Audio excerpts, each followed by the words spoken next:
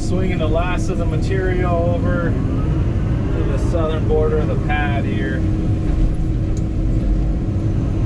then I can reposition on the edge of the slope, and then I can start building it out. So this rock was supposed to be for rock wall rock, but the homeowner wants to get rid of that stuff and save the other stuff that's a little harder blue rock, that's got a little more of a gray look to it than the brownish look. So we're going to try to keep the rock consistent, and I'm just going to pack this into the slope.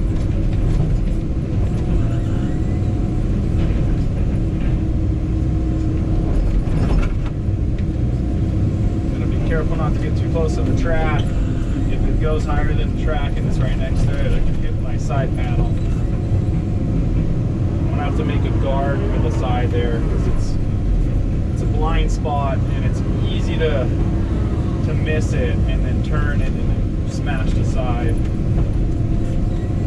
So if I can put a plate there, like a heavy, maybe like a 1/2 inch steel plate. I got some targets that I can use. I'll weld it there and as a guard, so if I do turn it into a rock, it's going to hit that plate first and not the side panel.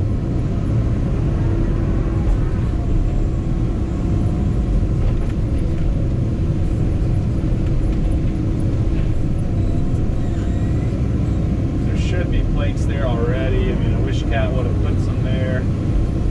Would have eliminated hitting that side panel. It looks like almost every machine I see that's the same machine has that side plates or the side panel smashed. So it's kind of a bad design.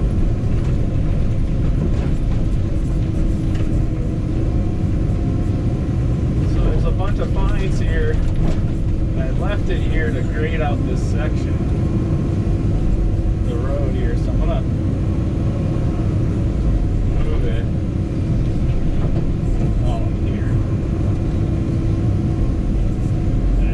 low on the road and just kind of save this for it.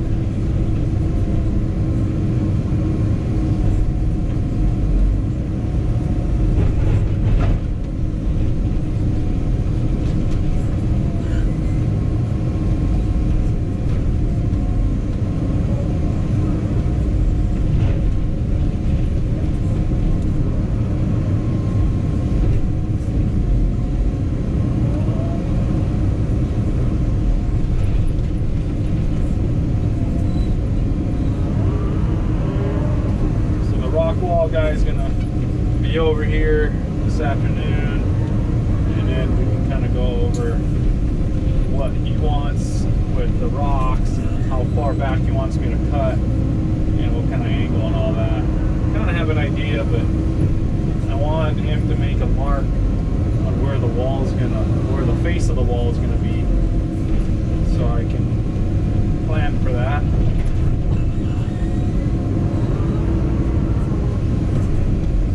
Also got to dig a sump right on the end. I'll show you guys right over there, actually right next to the porta potty, and that's where the back of the wall is going to shoot out, and there's going to be a French drain on the back, and all that water is going to shoot out, and I'm going to dig a big sump so it takes a lot of the water, and the rest of it's just going to go over the driveway here, and then it's going to go down and channel through the ditch on the side of the property right there, side of the pad.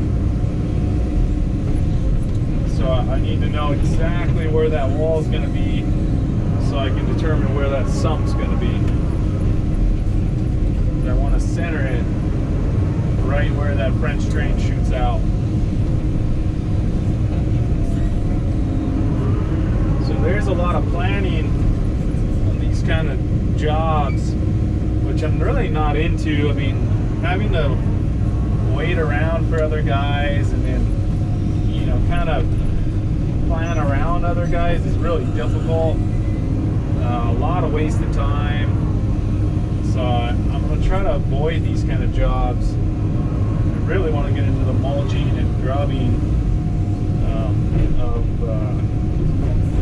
kind of farmland land and ranch land is what I want to focus on. This kind of stuff here. I mean, my machine took a beating on this job. I mean, bad. I mean, I'd say, you know, with the abuse I put on my machine, I'd be lucky to break even on this job. Just because how much of abuse it takes. I mean, my undercarriage is all beat up again, and I mean, it's not good. I mean, the amount of abuse it took is unbelievable, and you can see what I'm dealing with. Pretty much in a mini rock quarry with extremely hard rock. And this machine is taking all the abuse. And then packing this rock into the pad with this machine, it's really not good for the undercarriage. So, it is what it is. I would have made some money if it was a job for a random person, but it is for a family member, and all the profit I would have made is just going at the discount, you know. So kind of just breaking even with the wear and tear on the machine here.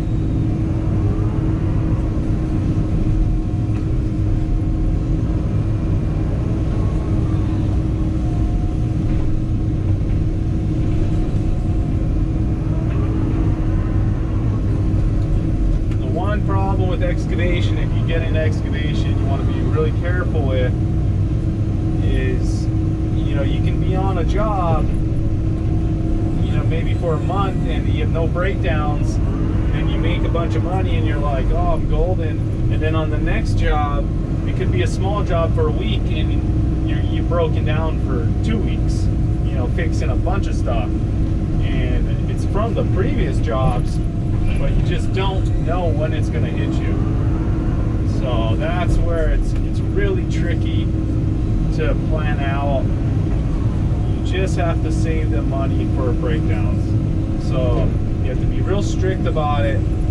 On a certain percentage you put away for your machine maintenance and breakages, and keep it. Don't touch it. That's not stuff you should touch, because your machine will break and you don't know when.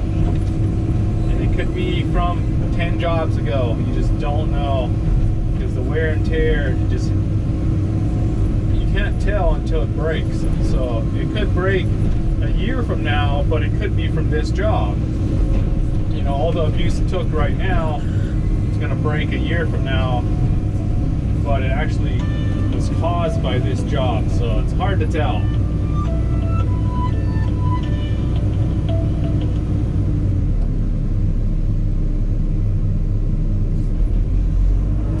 So that's something to think about and to plan out, because any profit I make from this job is going straight to the maintenance and repair savings, and I don't really have much else.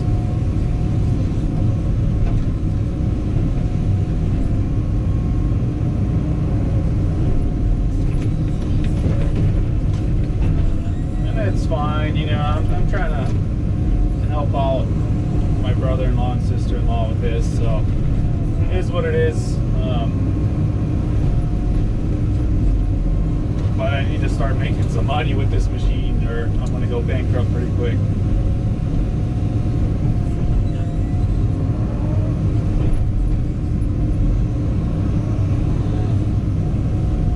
I do have some other jobs, so we'll see how they go. It's looking promising.